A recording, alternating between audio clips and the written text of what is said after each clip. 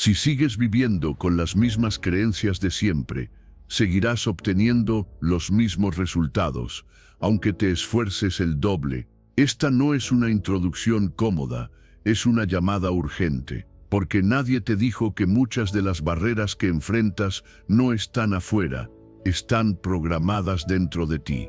Ideas que adoptaste sin cuestionar, pensamientos repetidos tantas veces que hoy los confundes con tu identidad. Y mientras no los revises, ellos seguirán dirigiendo tus decisiones, tus miedos y tus límites. Este audiolibro no fue creado para motivarte por unos minutos. Fue creado para confrontarte, para mostrarte que tu mente aprendió a funcionar de una manera y que, por la misma razón, puede aprender otra. La pregunta no es si puedes cambiar. La pregunta es si estás dispuesto a dejar de vivir en automático. Porque cuando cambias una creencia, no cambias solo una idea, cambias el rumbo de tu vida. Antes de continuar, detente un momento. No sigas en automático. Quiero que hagas algo sencillo, pero poderoso. Escribe ahora mismo en los comentarios esta frase: hoy reprogramo mi mente y rompo mis límites. No lo hagas por el video. Hazlo por ti. Al escribirla, tu mente la registra, tu atención se enfoca y tu subconsciente empieza a reconocer una nueva dirección. No es un comentario cualquiera, es un compromiso contigo mismo. Cada cambio real comienza cuando decides dejar constancia de él. Escríbelo con intención. Este es tu primer acto consciente de transformación. Capítulo 1. Tu mente no es fija, se transforma con cada pensamiento que repites. Tu mente no es como crees, y esa idea puede incomodarte. No es un lugar estable ni una identidad fija, es un proceso en movimiento que se moldea en silencio con cada pensamiento que decides repetir. Si durante años te dijiste que así eres y que no puedes cambiar, hoy esa historia empieza a resquebrajarse. Porque lo que llamas personalidad muchas veces no es más que un hábito mental practicado sin conciencia. Piensa en esto con calma. Cada pensamiento que atraviesa tu mente no pasa de largo como una nube inofensiva. Deja una huella, activa una respuesta, marca un camino, y cuando ese camino se recorre una y otra vez, se vuelve familiar, cómodo, automático. ¿Cuántas veces al día repites la misma preocupación, el mismo miedo, la misma crítica hacia ti? ¿Cuántas veces ensayas mentalmente escenarios que no han ocurrido, pero que tu cuerpo vive como si fueran reales? Ahí empieza el verdadero entrenamiento, aunque nunca lo hayas llamado así. Tu cerebro no distingue con tanta claridad entre lo que sucede fuera y lo que ocurre dentro de tu cabeza. Para tu sistema nervioso, imaginar, recordar o anticipar tiene un impacto muy parecido a vivir la experiencia. Por eso, cuando sostienes pensamientos de culpa, tensión o amenaza, tu cuerpo responde con rigidez, ansiedad o cansancio. No porque seas débil, sino porque estás entrenando esos circuitos todos los días sin darte cuenta. Y aquí aparece una verdad incómoda. No pensar también es una forma de elegir, porque permites que lo automático decida por ti. La ciencia lleva tiempo confirmando lo que la experiencia interna ya intuía. El psicólogo Donald Hebb explicó en 1949 que las neuronas que se activan juntas se conectan juntas. Dicho de forma simple, aquello que repites se refuerza.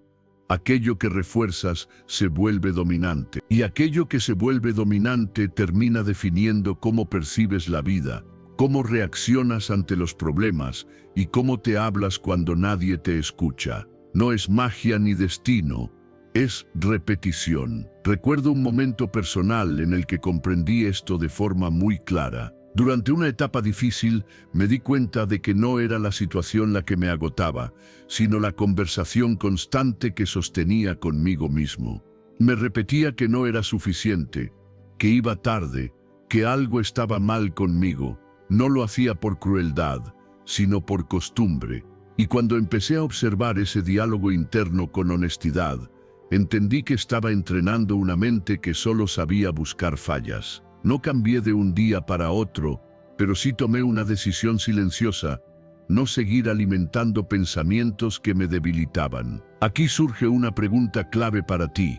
¿Qué tipo de mente estás entrenando cada día sin darte cuenta? ¿La que reacciona desde el miedo o la que responde desde la claridad? ¿La que se paraliza ante el error o la que aprende? ¿La que se castiga por no ser perfecta o la que avanza con disciplina tranquila? No se trata de pensar positivo de forma ingenua, sino de pensar de forma consciente, de elegir pensamientos que te ayuden a avanzar, aunque al principio se sientan extraños, incluso falsos. Cambiar la dirección de tu mente no exige perfección, exige constancia. Al principio, introducir un pensamiento más útil puede sentirse artificial, como si no fuera tuyo, y es normal. Todo hábito nuevo se siente ajeno antes de volverse familiar. Cada vez que eliges no quedarte atrapado en una idea que te drena y rediriges tu atención hacia algo más constructivo. Capítulo 2. La atención es el volante que dirige tu energía mental. La verdad incómoda es esta: no estás cansado por todo lo que haces, estás agotado por todo a lo que prestas atención sin darte cuenta. Tu energía mental no se pierde por falta de capacidad, se dispersa porque tu atención está secuestrada. Y mientras no tomes el volante, tu mente seguirá avanzando en direcciones que no elegiste conscientemente. La atención es ese punto invisible donde se decide casi todo. Aquello que miras por dentro crece, se expande, se vuelve dominante. Aquello que ignoras se debilita. Tu mente funciona como un foco de luz, ilumina una zona y deja el resto en penumbra. Pero cuando ese foco salta de un pensamiento a otro sin pausa, sin dirección, sin intención, el resultado no es libertad, es desgaste. ¿Cuántas veces al día notas que tu mente está en 10 lugares distintos y en ninguno con verdadera presencia? ¿Cuántas veces terminas el día con la sensación de haber hecho mucho, pero de no haber estado realmente en nada? Vivimos en un entorno diseñado para fragmentar tu atención. Pantallas, notificaciones, comparaciones, ruido constante. No es casualidad que te cueste concentrarte, es consecuencia. Y aquí aparece una confusión común. Crees que te falta fuerza de voluntad, cuando en realidad te falta entrenamiento atencional. La voluntad se agota cuando la atención está dispersa. El enfoque, en cambio, restaura energía. Cuando tu atención se dispersa, tu mente salta sin control y tu sistema nervioso se mantiene en alerta constante. No descansas porque nunca estás del todo presente. Cada vez que prestas atención a algo, un grupo específico de neuronas se activa. Cuando lo haces de forma repetida, esas conexiones se fortalecen. Si tu atención vuelve una y otra vez a la preocupación, al problema, a la anticipación negativa, no estás analizando, estás entrenando ansiedad. Si en cambio aprendes a dirigir tu atención de forma consciente, aunque sea por breves momentos, comienzas a esculpir una mente más estable. Michael Posner y Mary Rothbard demostraron en 2007 que la atención no es solo una capacidad pasiva, sino un sistema entrenable que regula la autorregulación emocional y cognitiva. Dicho de forma simple, aprender a dirigir tu atención cambia cómo sientes y cómo piensas. Aquí quiero compartir algo personal. Durante mucho tiempo creí que mi cansancio venía de las responsabilidades externas. Pero cuando empecé a observarme con honestidad, noté que lo que más me agotaba era la forma en que mi atención se iba constantemente a lo que faltaba, a lo que podía salir mal, a lo que aún no resolvía. Mi cuerpo estaba presente, pero mi mente siempre estaba en otro lugar. Cuando comencé a entrenar pequeños momentos de atención consciente, no para huir de los problemas, sino para dejar de rumiar sin control, algo empezó a cambiar. No fue inmediato, pero fue real. Sentí por primera vez que no todo dependía de cambiar mi vida, sino de cambiar dónde ponía mi foco. Dirigir la atención no significa luchar contra los pensamientos. Luchar los vuelve más fuertes, significa redirigir con suavidad. como tomar del volante sin brusquedad y volver al camino. Cuando notes que tu mente se dispersa, no te castigues. Observa, vuelve, presente, una respiración, una sensación corporal, un punto simple. Ese acto, repetido con constancia, es entrenamiento puro. No necesitas horas, necesitas intención diaria. Reducir estímulos innecesarios no es aislamiento, es higiene mental. Entrenar la atención no es rigidez, es libertad interior. Y practicar no es perfección, es repetición consciente. Poco a poco, notarás algo sutil pero profundo. Tu mente deja de ir automáticamente hacia el ruido y empieza a descansar en la claridad. El agotamiento disminuye, la sensación de control interior aumenta, no porque controles la vida, sino porque empiezas a habitarte de verdad. Pregúntate esto con calma: si tu atención es tu energía, ¿en qué la estás invirtiendo cada día? ¿En lo que te fortalece o en lo que te drena? Recuperar tu atención no es un lujo moderno, es un acto de responsabilidad personal. Cuando recuperas tu atención, recuperas tu poder. Y ese poder no hace ruido, pero transforma todo desde dentro. Capítulo 3. Pensar constantemente en problemas crea una mente atrapada en el problema. Si tu mente gira una y otra vez alrededor del mismo conflicto, no estás resolviendo nada, te estás atrapando sin darte cuenta. Esta es una verdad incómoda, pero necesaria. Pensar constantemente en un problema no te vuelve más consciente, te vuelve más condicionado. La mente no distingue entre reflexión útil y repetición estéril. Solo aprende aquello que practicas con más frecuencia. Al principio parece inofensivo. Crees que pensar te dará control, que analizar te protegerá, que anticipar evitará el dolor. Pero con el tiempo ocurre algo sutil. El problema deja de ser un evento externo y se convierte en un clima interno. Tu cerebro se acostumbra a ese tono emocional y empieza a funcionar desde ahí. Ya no busca soluciones, busca coherencia con el estado que conoce. Así nace una mente inquieta, irritable, siempre alerta, incluso cuando no hay peligro real. ¿Te has preguntado alguna vez por qué, aun cuando una situación se resuelve, la inquietud permanece? Pensar no es el enemigo. El problema aparece cuando el pensamiento se vuelve circular, repetitivo, obsesivo. Cuando vuelves una y otra vez al mismo punto sin avanzar, sin descansar, sin tomar distancia. En ese momento no estás reflexionando, estás rumiando, y la rumiación no aclara, nubla, no ordena, tensa, no libera, encierra. Tu sistema nervioso aprende que el mundo es una amenaza constante y responde en consecuencia. El cuerpo se prepara para algo que nunca termina de llegar. La neurociencia ha observado este fenómeno con claridad. Richard Davidson mostró en 2002 que los patrones repetitivos de pensamiento negativo modifican la actividad emocional del cerebro, especialmente en las regiones asociadas al estrés y al malestar.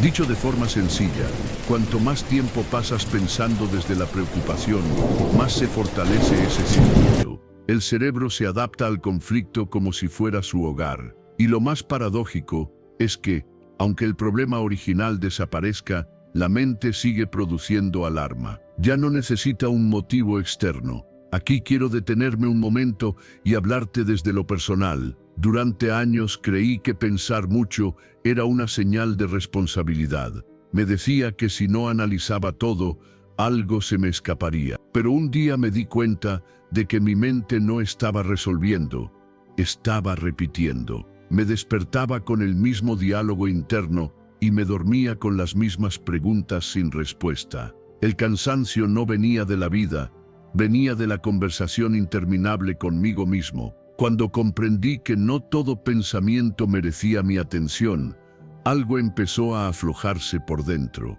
El verdadero problema no es tener pensamientos difíciles, es quedarte atrapado en ellos. Es pensar cuando el cuerpo está alterado, cuando la emoción está alta, cuando la claridad está baja. En esos estados pensar no es una herramienta, es combustible para el fuego. Por eso muchas decisiones tomadas desde la ansiedad se sienten equivocadas después. No porque seas incapaz, sino porque estabas pensando desde la alarma. ¿Cuántas veces intentaste arreglar algo mientras estabas alterado y solo lograste empeorarlo? Aprender a salir del bucle no requiere fuerza, requiere conciencia. El primer paso es notar cuando tu mente entra en repetición, no para juzgarla, sino para reconocer el patrón. Luego, redirigir suavemente la atención hacia algo neutral, algo físico, algo presente, una sensación corporal, una respiración, un gesto simple. El cuerpo vive en el ahora, la mente atrapada vive en el después o en el antes. Volver al cuerpo es salir del laberinto sin pelear. Introducir pausas conscientes durante el día no es evasión, es higiene mental. Evitar analizar cuando la emoción está desbordada no es debilidad, es inteligencia emocional. Recordar que pensar no siempre es resolver, es una forma profunda de sabiduría práctica. Hay momentos para reflexionar y momentos para soltar. Saber distinguirlos cambia por completo tu relación con tu mente. Pregúntate con honestidad, ¿este pensamiento me está llevando a una solución o solo me mantiene en el problema? ¿Me acerca a la calma o me hunde más en la tensión? No todo pensamiento merece tu energía. No todo conflicto necesita ser repasado 1000 veces. Elegir dónde no quedarte es tan importante como elegir dónde ir. Cuando dejas de alimentar la repetición, la mente empieza a descansar, y en ese descanso aparece algo nuevo, claridad. Desde ahí, las soluciones llegan sin forzarlas. No porque desaparezcan los problemas, sino porque ya no vives atrapado dentro de ellos. Elegir qué pensamiento sigues es un acto silencioso de libertad. Y esa libertad, aunque no haga ruido, transforma profundamente tu forma de vivir. Capítulo 4. No reaccionas a los hechos, reaccionas a la interpretación que haces de ellos. No reaccionas a los hechos, reaccionas a la historia que te cuentas sobre ellos, y esta verdad suele doler porque te devuelve una responsabilidad que preferirías no ver. Dos personas pueden atravesar la misma situación y salir con emociones opuestas, no porque una sea más fuerte que la otra, sino porque cada mente traduce la realidad a su propio idioma interno. Lo que te altera no es lo que ocurre, es lo que significa para ti. La mente no recibe la realidad en bruto, la filtra, la interpreta, la evalúa. Entre el hecho y tu reacción hay un espacio invisible donde se decide casi todo. En ese espacio aparecen tus creencias, tus recuerdos, tus miedos, tus expectativas. Ahí se define si algo es vivido como amenaza o como desafío, como pérdida o como aprendizaje. Y el cuerpo responde obedientemente a esa lectura. Si la mente interpreta peligro, el cuerpo se tensa. Si interpreta oportunidad, el cuerpo se abre. ¿Cuántas veces sentiste que tu cuerpo reaccionó antes de que pudieras pensar con claridad? Muchas personas creen que son emocionales por naturaleza, cuando en realidad son interpretativas sin conciencia. Reaccionan rápido porque su mente ya tiene respuestas automáticas entrenadas. Una mirada se vuelve rechazo, un silencio se vuelve abandono, un error se vuelve fracaso. No porque sea así, sino porque así fue aprendido. La mente ama lo familiar, incluso cuando lo familiar duele. Por eso repite interpretaciones que ya conoce, aunque te desgasten. La psicología lleva décadas observando este mecanismo. Richard Lazarus y Susan Folkman explicaron en 1984 que no es el evento en sí lo que determina el estrés, sino la evaluación cognitiva que la persona hace del evento. Dicho de forma simple, no es lo que pasa lo que te desestabiliza, es cómo lo interpretas. Dos personas bajo la misma presión pueden experimentar niveles de estrés completamente distintos, porque su mente contó historias distintas sobre lo que estaba ocurriendo. Quiero compartirte algo desde mi propia experiencia. Hubo un tiempo en el que cualquier contratiempo lo vivía como una señal de que algo estaba mal conmigo. Si algo no salía como esperaba, Mi mente lo traducía como incapacidad. Mi cuerpo reaccionaba con tensión, mi ánimo caía, y yo creía que esa reacción era inevitable. No veía que entre el hecho y mi emoción había una interpretación automática que nunca cuestionaba. Cuando empecé a observar ese diálogo interno con honestidad, entendí que no necesitaba cambiar la vida, necesitaba cambiar la lectura que hacía de ella. Interpretar no es un acto neutral, es una elección, aunque no siempre consciente. Cada interpretación activa una respuesta biológica distinta. Cuando te dices, esto es una amenaza, tu sistema nervioso entra en alerta. Cuando te dices, esto es incómodo, pero manejable, el cuerpo responde con más calma. El evento no cambió, cambió el mensaje interno, y ese mensaje define tu experiencia. ¿Te has detenido alguna vez a notar cómo cambia tu respiración cuando cambias la forma en que te hablas? Cuestionar la interpretación automática no significa negar lo que sientes. Significa abrir espacio para otras lecturas posibles. Preguntarte con calma si hay otra forma de ver lo que ocurre, no para forzarte a ser positivo, sino para ser flexible. La rigidez mental es una de las mayores fuentes de sufrimiento silencioso. Cuando solo hay una lectura posible, cualquier evento se vuelve pesado. Cuando hay varias, aparece el margen de maniobra. Entrenar esta flexibilidad es un proceso, no un acto puntual. Implica observar tus reacciones, notar qué historia se activa y preguntarte si esa historia es la única disponible. A veces basta con cambiar una palabra interna para que el cuerpo responda distinto. No es lo mismo decir, esto me supera, que decir, esto me exige crecer. No es lo mismo decir, me atacan, que decir, me incomoda. El lenguaje interno no es inocente, es dirección. La vida no se vuelve más fácil cuando cambias la interpretación, se vuelve más habitable. Siguen existiendo desafíos, errores y pérdidas, pero ya no te rompen por dentro de la misma manera. Aparece una resiliencia tranquila, una capacidad de sostener sin colapsar, no porque controles los hechos, sino porque empiezas a elegir cómo leerlos. Pregúntate con honestidad, ¿qué interpretación estoy usando ahora mismo? ¿Me está ayudando o me está desgastando? ¿Qué pasaría si eligiera una lectura un poco más amplia, un poco más humana? Cambiar la interpretación no es autoengaño, es madurez emocional. Cuando cambias la interpretación, cambia la experiencia. Y cuando cambia la experiencia, cambia tu forma de estar en el mundo. Capítulo 5. Tus creencias dirigen tu biología más de lo que imaginas. Lo que crees no se queda en tu cabeza, desciende hasta tu cuerpo y conversa con cada una de tus células, aunque nunca te lo hayan explicado así. Esta verdad incomoda porque rompe la ilusión de que tus pensamientos son inofensivos y privados. No lo son. Tus creencias envían instrucciones silenciosas que tu organismo sigue con fidelidad absoluta.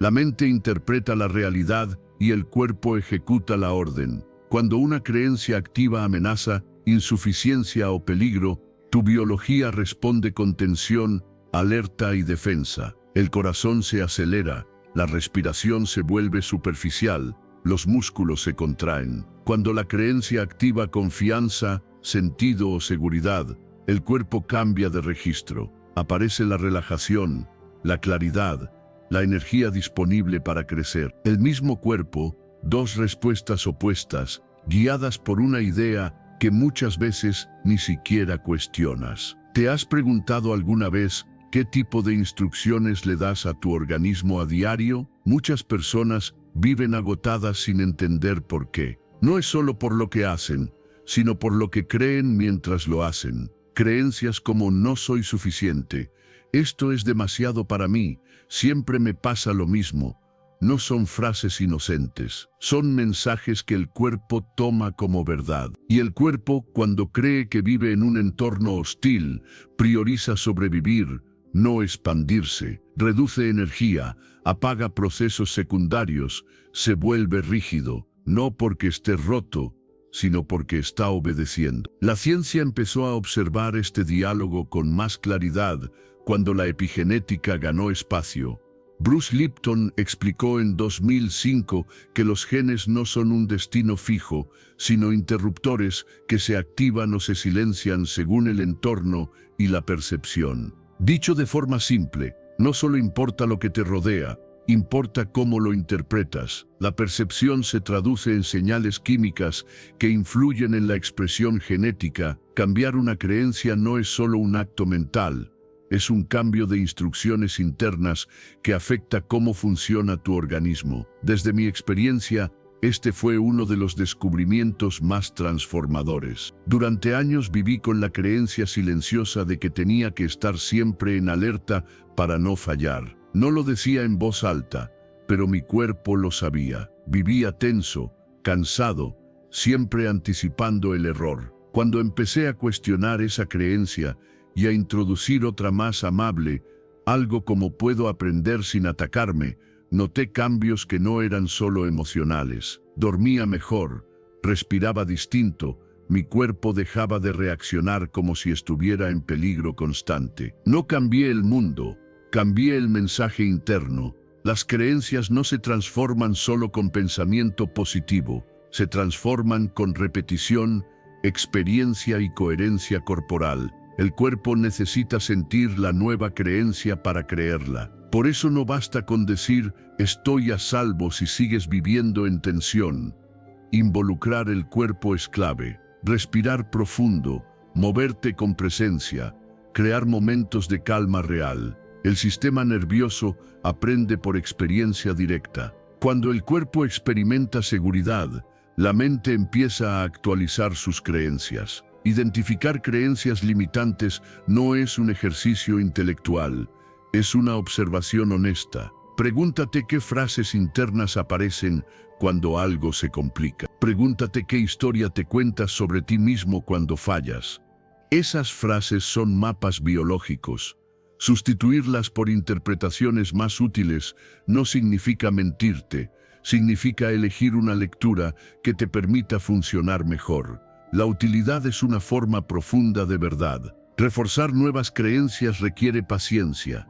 El cuerpo aprendió durante años a responder de una forma, no cambia en un día. Pero cada repetición consciente, cada experiencia donde actúas desde una creencia más amplia, va consolidando un nuevo patrón. Poco a poco, la biología se alinea. Aparece más vitalidad, más equilibrio, una sensación de coherencia interna difícil de explicar, pero fácil de sentir. Practicar estados de calma y seguridad no es un lujo, es una necesidad biológica. Cuando tu sistema nervioso descansa, tu organismo invierte energía en reparar, crear y fortalecer. La vida no deja de ser desafiante, pero tú la habitas desde otro lugar. Ya no desde la defensa permanente, sino desde una base más estable. Pregúntate con sinceridad, ¿qué cree tu cuerpo que es la vida ahora mismo? ¿Una amenaza o un espacio de aprendizaje? ¿Qué instrucciones le estás enviando sin darte cuenta? Cambiar una creencia es abrir una nueva puerta en tu biología, y cuando esa puerta se abre, no solo cambia cómo piensas, cambia cómo vives desde dentro. Capítulo 6. La repetición es el lenguaje con el que la mente inconsciente aprende. Tu mente no cambia cuando entiendes algo, cambia cuando lo repites, y esta verdad suele incomodar porque rompe la fantasía del cambio rápido. Puedes comprender una idea profunda hoy y seguir viviendo igual mañana. No porque seas incoherente, sino porque la mente inconsciente no aprende por comprensión intelectual, aprende por práctica sostenida. Lo que no se repite, se desvanece. Lo que se repite, se instala. La mente inconsciente es simple y poderosa a la vez. No discute, no analiza, no cuestiona, observa patrones y los convierte en automatismos. Todo lo que haces, piensas y sientes de forma repetida se vuelve familiar, y lo familiar se vuelve seguro, aunque no siempre sea sano. Por eso muchas personas permanecen en estados que dicen no querer. No es falta de deseo de cambio, es exceso de repetición del mismo patrón. ¿Cuántas veces repites el mismo diálogo interno sin darte cuenta? Los hábitos mentales no aparecen de un día para otro. Se graban lentamente, como una huella que se profundiza con cada paso. Al inicio, cualquier cambio se siente incómodo, artificial, forzado. La mente consciente se cansa rápido porque quiere resultados inmediatos. Pero la mente inconsciente no funciona con prisa, funciona con constancia. Así aprendiste a caminar, a hablar, a conducir. No fue por entender la teoría, fue por repetir una y otra vez hasta que el esfuerzo desapareció. La neurociencia ha confirmado este proceso con claridad. Eric Kandel demostró en 2001 que la repetición modifica la expresión sináptica a largo plazo. Dicho de forma sencilla, cuando una experiencia se repite, las conexiones neuronales se fortalecen y el cerebro cambia su estructura funcional. El cerebro no cambia por intención, cambia por acción repetida. La repetición es el lenguaje biológico del aprendizaje profundo. Aquí quiero hablarte desde mi propia experiencia. Durante mucho tiempo intenté cambiar solo desde la comprensión. Leía, reflexionaba, entendía mis patrones, pero seguía reaccionando igual. Me frustraba pensar que algo estaba mal conmigo, hasta que comprendí que estaba pidiendo a mi mente inconsciente que cambiara sin haberle enseñado nada nuevo de forma constante. Cuando empecé a repetir pequeñas prácticas, incluso sin ganas, algo se transformó. No de golpe, pero de raíz. Dejé de luchar con mi mente y empecé a educarla. La repetición no necesita motivación, necesita estructura. La motivación es inestable, la constancia no. Esperar a sentirte listo para repetir un nuevo pensamiento o una nueva actitud es una trampa común. La mente inconsciente no entiende de estados de ánimo, entiende de frecuencia. Si repites algo solo cuando te sientes bien, el aprendizaje es débil. Si lo repites incluso cuando no apetece, el patrón se consolida. Ahí ocurre el verdadero cambio. Integrar pequeños ejercicios mentales en el día a día es más efectivo que grandes esfuerzos ocasionales. Pensamientos conscientes repetidos con suavidad, prácticas breves de atención, gestos corporales que refuercen la idea que quieres instalar. El cuerpo también aprende por repetición. Cuando acompañas una nueva forma de pensar con una postura más abierta, una respiración más lenta, una acción coherente, el mensaje se vuelve completo. La mente inconsciente aprende mejor cuando el cuerpo participa. Es importante entender algo esencial. Al principio, repetir no se siente natural, se siente extraño porque no coincide con tu identidad pasada. Pero la identidad también es un hábito. Con el tiempo, lo que hoy parece forzado se vuelve espontáneo. Lo que hoy requiere esfuerzo mañana ocurre solo. Así se reduce el conflicto interno, no porque te controles más, sino porque ya no necesitas hacerlo. La paciencia es parte del proceso. El cerebro no se reconfigura por entusiasmo, se reconfigura por continuidad. Cada repetición consciente es una inversión silenciosa. Puede que no notes cambios inmediatos, pero algo se está organizando por dentro. Un día reaccionas distinto, sin saber exactamente cuándo ocurrió el giro. Ese es el poder de la repetición bien dirigida. Pregúntate con honestidad, ¿qué estás repitiendo cada día que está reforzando tu forma actual de vivir?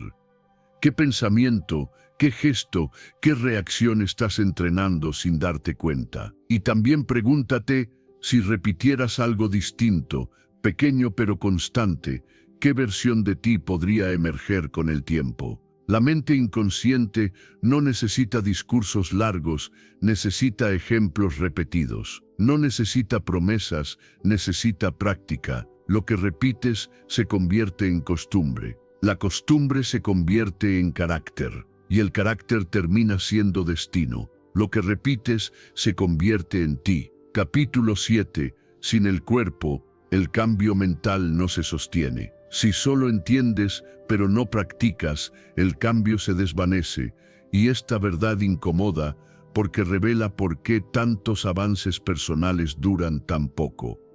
La mente puede comprender una idea profunda y aún así seguir reaccionando igual que siempre. No porque falle la voluntad, sino porque el cuerpo no fue invitado al proceso. Sin el cuerpo, el cambio mental no se sostiene. La mente aprende rápido, pero el cuerpo decide qué es real. Puedes decirte que estás a salvo, que todo está bien, que no necesitas reaccionar, y aún así sentir el pecho apretado, la respiración corta, los hombros tensos. En ese instante se hace evidente quién lleva el mando. El cuerpo responde a lo que experimenta, no a lo que se le explica. Por eso tantas promesas internas se diluyen cuando aparece el estrés. El cerebro vuelve a lo conocido porque el cuerpo no registró una experiencia diferente.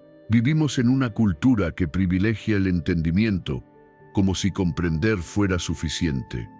Leemos, escuchamos, asentimos, pero el cambio real no ocurre en la cabeza, ocurre en el sistema nervioso. La información se vuelve experiencia cuando el cuerpo la vive, y solo la experiencia modifica la reacción automática. ¿Cuántas veces supiste exactamente qué hacer y aún así no pudiste hacerlo? No era falta de claridad, era falta de integración corporal. La neurociencia ha señalado este punto con fuerza. Antonio Damasio mostró en 1994 que el cuerpo es clave en la consolidación emocional y cognitiva. Las decisiones, los recuerdos y el aprendizaje profundo están ligados a estados corporales. Dicho de forma sencilla, el cerebro aprende mejor cuando el cuerpo participa. Sin esa participación, el conocimiento queda suspendido, frágil, fácilmente desplazado por la presión del momento. Desde mi propia experiencia, este fue un giro decisivo. Durante años intenté cambiar desde la reflexión. Sabía qué me alteraba, entendía mis patrones, incluso podía explicarlos con precisión. Pero cuando la emoción subía, todo ese conocimiento desaparecía. Mi cuerpo reaccionaba como siempre. Fue recién cuando empecé a entrenar estados corporales distintos, respiraciones más lentas, posturas más abiertas, pausas reales en medio del día, que la mente comenzó a responder de otra manera. No fue un esfuerzo mental, fue una reorganización interna. El cuerpo necesita sentir seguridad para permitir el cambio. Mientras perciba amenaza, se aferra a lo antiguo. Practicar estados de calma no es un lujo, es un requisito biológico. Cuando respiras con profundidad, cuando desaceleras de forma consciente, cuando permites que el cuerpo registre que no hay peligro inmediato, el sistema nervioso se regula. En ese estado, la mente puede elegir. Fuera de él, solo reacciona. La respiración es una de las anclas más simples y poderosas, no porque sea mágica, sino porque dialoga directamente con el sistema nervioso. Una respiración lenta y consciente envía una señal clara: puedes soltar. Esa señal repetida, sostenida en el tiempo, educa al cuerpo. Y cuando el cuerpo aprende, la mente deja de pelear. La coherencia aparece sin forzarla. Integrar atención plena en la rutina no requiere retiros ni largos rituales. Requiere presencia en lo cotidiano. Sentir el peso del cuerpo al caminar, notar el contacto con el suelo, escuchar la respiración mientras haces una tarea simple. Estos gestos convierten el conocimiento en experiencia. El cuerpo aprende por sensaciones, no por conceptos. Y cuando aprende, el cambio se vuelve estable. Permitir que el cuerpo sienta seguridad también implica revisar el ritmo de vida. No puedes pedirle calma a un sistema que vive en urgencia permanente. Pequeñas pausas, momentos de silencio, movimientos conscientes, todo suma. No para escapar de la vida, sino para habitarla con más estabilidad. El cuerpo necesita pruebas repetidas de que puede bajar la guardia. Unir conocimiento con experiencia es el puente que muchos ignoran. Saber qué hacer sin hacerlo corporalmente es como leer sobre nadar sin entrar al agua. El aprendizaje real ocurre cuando el cuerpo se moja. Ahí se graba, ahí se consolida, ahí se vuelve tuyo. Pregúntate con honestidad: ¿Estás intentando cambiar solo desde la cabeza? ¿Qué prácticas corporales sostienen lo que dices querer transformar? ¿Qué señales recibe tu cuerpo a diario sobre seguridad, pausa y presencia? No hay contradicción entre mente y cuerpo, hay diálogo. Y cuando ese diálogo se alinea, el esfuerzo disminuye. El cambio duradero no exige control constante, exige integración. Cuando el cuerpo aprende, la mente deja de luchar. Aparece una sensación de coherencia interna, de estar en una sola pieza. No porque la vida sea fácil, sino porque tú estás más entero. Y desde ese lugar, el crecimiento deja de ser una batalla y se convierte en un proceso vivo, real y sostenible. Capítulo 8. Pensar profundamente no es lo mismo que dejar que los pensamientos se desborden. Tener pensamientos no es pensar, y esta verdad incomoda, porque te obliga a admitir cuántas veces tu mente solo se desborda mientras tú lo llamas reflexión. Hay una diferencia enorme entre pensar profundamente y dejar que los pensamientos se amontonen como ruido. Una cosa construye claridad, la otra construye cansancio. Y lo más peligroso es que cuando estás acostumbrado al desborde, el ruido se siente normal, incluso necesario. La mente por defecto produce pensamientos como el corazón produce latidos, no porque estés haciendo algo mal, sino porque ese es su funcionamiento básico. Genera asociaciones, recuerdos, anticipaciones, dudas, escenas, pero pensar de verdad es otra cosa. Pensar de verdad requiere presencia, requiere sostener una idea sin perderte en 10 distracciones, requiere observar lo que aparece, cuestionarlo, darle dirección. Pensar de verdad implica elegir, y elegir solo es posible cuando no estás atrapado en la prisa interna. Cuando estás bajo estrés, tu mente no piensa mejor, piensa más rápido, y más rápido no significa más sabio.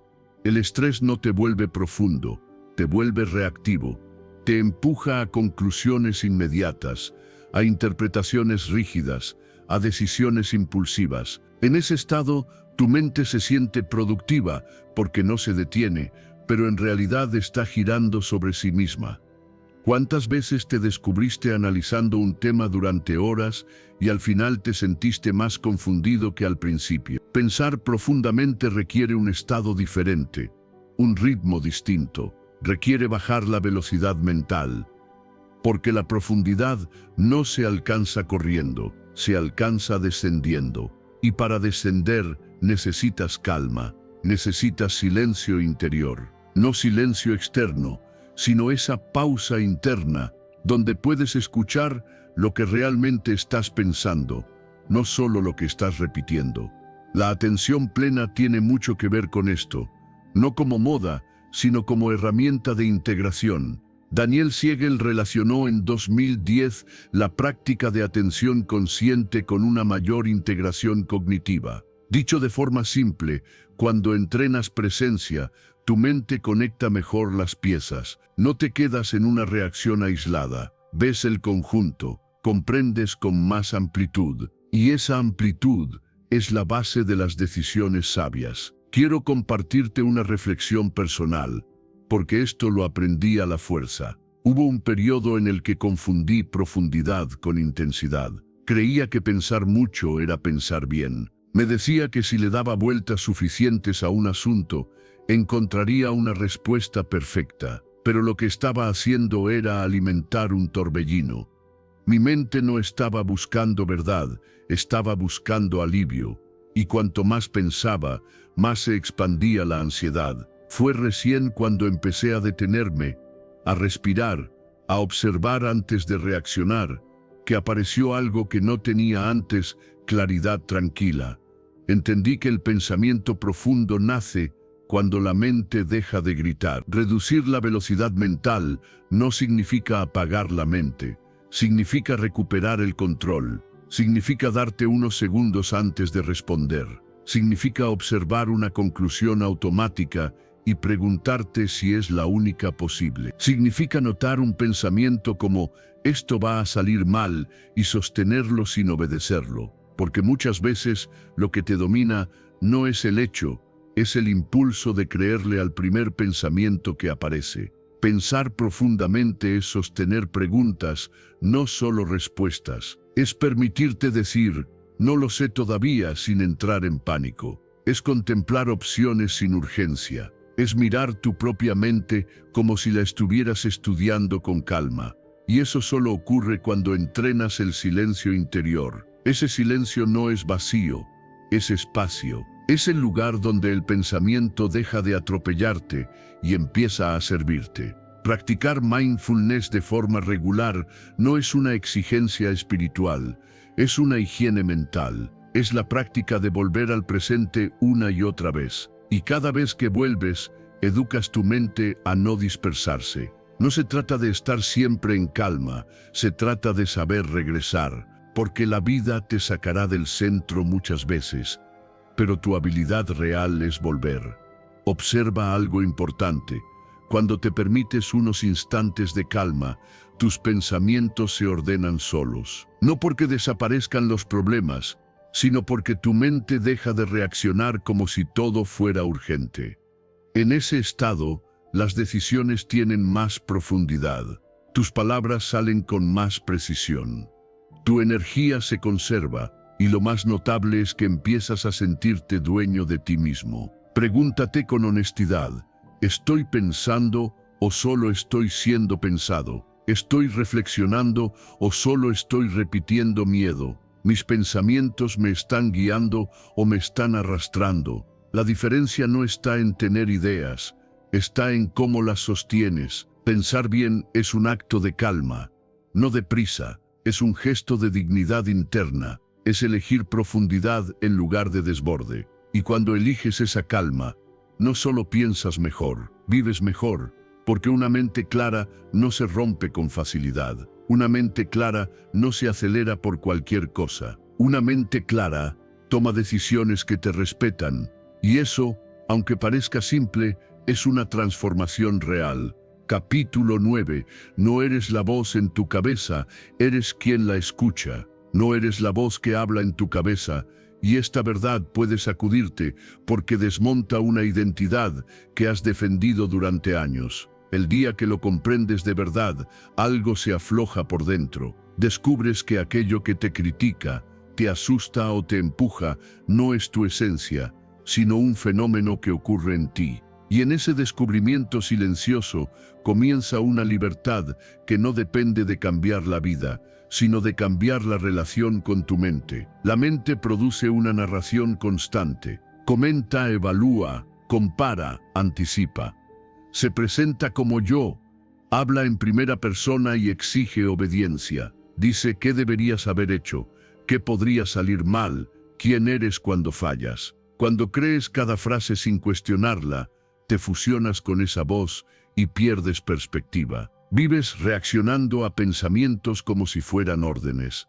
Pero observarlos, sin pelear con ellos, revela algo esencial. La voz aparece y desaparece, tú permaneces. No se trata de eliminar pensamientos, eso sería otra forma de lucha. Se trata de notar que hay un espacio entre el pensamiento y quien lo escucha. En ese espacio existe elección. Puedes escuchar sin creer, puedes notar sin reaccionar, puedes permitir que el pensamiento esté ahí sin convertirlo en verdad absoluta. ¿Te has dado cuenta de cuántas veces tu día cambia por una frase interna que nunca comprobaste? Cuando te identificas con la voz, cada pensamiento se vuelve personal. La culpa se siente definitiva, el miedo se siente real, el juicio se vuelve identidad. Pero cuando te desidentificas, aparece una distancia saludable. El pensamiento pierde poder porque deja de ser yo y pasa a ser esto que está ocurriendo ahora. Esa distancia no es frialdad, es claridad. Es la diferencia entre ser arrastrado por una corriente y observarla desde la orilla. Desde la psicología y la práctica contemplativa, esta idea no es nueva. Eckhart Tolle habló en 2005 sobre la desidentificación del pensamiento como base de la presencia consciente. Y la investigación sobre metacognición ha mostrado que observar los propios pensamientos, en lugar de fusionarse con ellos, reduce el malestar emocional y aumenta la autorregulación. Dicho de forma simple, cuando notas que piensas, recuperas margen de acción. Cuando te confundes con lo pensado, lo pierdes. Quiero compartirte algo personal. Durante mucho tiempo creí que mi diálogo interno era mi identidad. Si la voz decía, no es suficiente, yo me sentía insuficiente. Si decía, esto va a salir mal, mi cuerpo reaccionaba como si el fracaso fuera inevitable. Un día, en medio de una pausa, noté algo simple pero decisivo. Yo estaba escuchando esa voz, y si la escuchaba, no podía ser ella. Ese instante no eliminó mis pensamientos, pero cambió mi posición frente a ellos. Dejé de obedecerlos automáticamente. Observar los pensamientos como eventos no significa ignorarlos, significa mirarlos con curiosidad, preguntarte de dónde vienen, qué intentan proteger, si son útiles ahora. Dialogar con calma no es discutir, es indagar. No luchar con la mente, sino cuestionarla suavemente. Cuando un pensamiento dice, esto es terrible, puedes responder, ¿siempre? Cuando dice no puedo, puedes preguntar, ¿ahora mismo? Ese pequeño giro devuelve poder sin violencia. La curiosidad es una aliada poderosa. A diferencia del juicio, abre espacio. En lugar de decirte, no debería pensar así, puedes decir interesante que aparezca este pensamiento. Ese cambio de tono transforma la experiencia. La voz pierde rigidez, el cuerpo se relaja, la emoción se suaviza. Practicar presencia diaria no es vivir sin pensamientos, es vivir sin esclavitud mental. Con el tiempo, notarás algo profundo. La voz sigue hablando, pero tú ya no vives dentro de ella. Puedes elegir cuándo escuchar y cuándo no. Puedes actuar desde valores, no desde impulsos. La culpa disminuye porque ya no te defines por cada error narrado. El miedo pierde fuerza porque ya no gobierna solo. Aparece una autonomía emocional tranquila, no ruidosa. Pregúntate con honestidad, ¿estoy viviendo desde lo que pienso o desde quien observa lo que piensa? ¿Qué cambiaría si dejara de creer todo lo que pasa por mi cabeza? ¿Qué espacio se abriría si escuchara sin fusionarme? La práctica no es instantánea, es cotidiana. Cada vez que notas la voz y eliges no obedecerla ciegamente, fortaleces tu libertad interior. No eres la voz, eres la conciencia que la escucha. Y cuando dejas de ser la voz, empiezas a ser libre. Libre para sentir sin quedar atrapado. Libre para decidir sin prisa. Libre para vivir con más amabilidad hacia ti mismo. Esa libertad no hace ruido, pero transforma tu vida desde dentro. Capítulo 10. La presencia consciente es la salida del caos mental y la entrada al autodominio. Cuanto más intentas controlar tu mente a la fuerza, más se descontrola. Y esta verdad suele doler, porque revela por qué tantos esfuerzos internos terminan en agotamiento. Has intentado pensar mejor, reaccionar menos, dominar lo que sientes, y aún así el caos vuelve. No porque te falte disciplina, sino porque el control rígido nunca fue la salida. La presencia consciente sí lo es. La mayor parte del sufrimiento mental no nace de lo que ocurre, sino de vivir ausente de ti mientras ocurre. La mente, cuando no está presente, funciona en automático. Reacciona desde viejos hábitos, desde miedos aprendidos, desde interpretaciones repetidas. Se adelanta al futuro, se queda atrapada en el pasado y abandona el único lugar donde existe poder real, este instante. En esa ausencia, cualquier pensamiento se vuelve una orden y cualquier emoción se vuelve una amenaza. La presencia consciente no elimina los pensamientos ni promete una mente en silencio permanente. Eso sería otra fantasía de control. La presencia te devuelve algo más valioso, la capacidad de elegir. Cuando estás presente, notas lo que ocurre sin ser arrastrado. Observas una emoción antes de reaccionar. Sientes una tensión antes de convertirla en historia. En ese pequeño espacio, aparece la libertad. No la libertad de que no pase nada, sino la libertad de responder con claridad. Estar presente es anclarte en el ahora, no como concepto, sino como experiencia viva. El ahora es el cuerpo respirando, el peso del cuerpo en el suelo, el sonido que llega sin esfuerzo. Cuando vuelves ahí, el sistema nervioso recibe una señal clara, no hay peligro inmediato.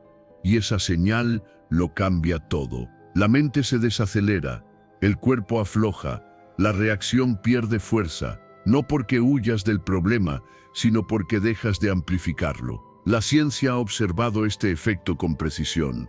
Jon Kabat-Zinn mostró en 1990 que la práctica regular de atención plena reduce la reactividad del sistema nervioso y mejora la regulación emocional y cognitiva. Dicho de forma simple, cuando entrenas presencia, tu mente deja de saltar sin control y tu cuerpo aprende a autorregularse. No se trata de relajarte por obligación, se trata de habitar el momento con conciencia. Desde mi experiencia, la presencia fue el punto de inflexión. Durante mucho tiempo creí que autodominio significaba controlar cada pensamiento. Vivía en tensión constante, vigilando mi mente como si fuera un enemigo. Hasta que entendí algo esencial: cuanto más la perseguía, más se escapaba. El día que empecé a detenerme, a sentir la respiración, a permitir lo que estaba ahí sin intentar corregirlo de inmediato, apareció una calma distinta. No una calma artificial, sino una claridad serena. Descubrí que el autodominio no nace del control, nace de la presencia. La presencia consciente rompe el piloto automático porque te devuelve al cuerpo.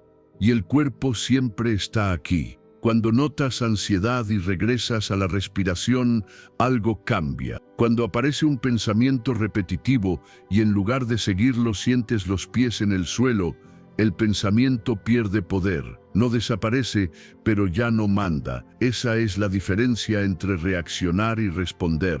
Practicar presencia no exige grandes rituales. Exige recordarte varias veces al día que estás aquí. Detenerte unos segundos, observar la respiración sin modificarla. Estar plenamente en una sola acción, aunque sea sencilla. Comer y sentir el sabor. Caminar y notar el movimiento. Escuchar sin preparar la respuesta. Estos actos, repetidos, entrenan tu sistema nervioso. La presencia se vuelve hábito. Y cuando se vuelve hábito, el caos pierde terreno. Aceptar lo que aparece es otra clave profunda. No aceptar como resignación, sino como reconocimiento. Lo que resistes se intensifica. Lo que observas con presencia se transforma.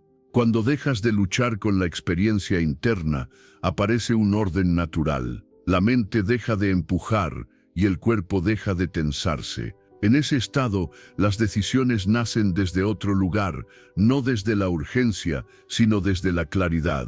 El autodominio que nace de la presencia no es rígido ni frío, es flexible, es saber estar con lo que hay sin perderte, es sentir una emoción intensa sin actuarla, es pensar sin ser arrastrado, es vivir con una base interna estable, incluso cuando afuera hay movimiento. Pregúntate con honestidad: ¿estoy intentando controlarme o aprender a estar presente? ¿Qué cambiaría si en lugar de pelear con mi mente, me anclara en este momento? ¿Qué pasaría si dejara de huir de la hora y lo habitara por completo? La presencia no te pide que cambies quién eres, no te exige ser distinto, te invita a estar aquí. Y desde aquí, sin prisa y sin violencia, todo empieza a ordenarse. La mente encuentra su ritmo, el cuerpo su equilibrio, y tú recuperas algo esencial, la sensación de estar al mando sin esfuerzo. Esa es la entrada al autodominio real. Si llegaste hasta aquí, no fue casualidad. Llegaste porque hay un compromiso real dentro de ti. Detente un instante y vuelve a escribir en los comentarios: hoy reprogramo mi mente y rompo mis límites. Hazlo como una confirmación, como una forma de sellar lo que empezaste. Felicítate, porque no todos llegan al final, y eso dice mucho de tu decisión de cambiar. Vas por el camino correcto, aunque aún no veas todos los resultados. Si este contenido te aportó claridad, apóyalo con un like y suscríbete. Aquí seguimos entrenando la mente, paso a paso, para una transformación real.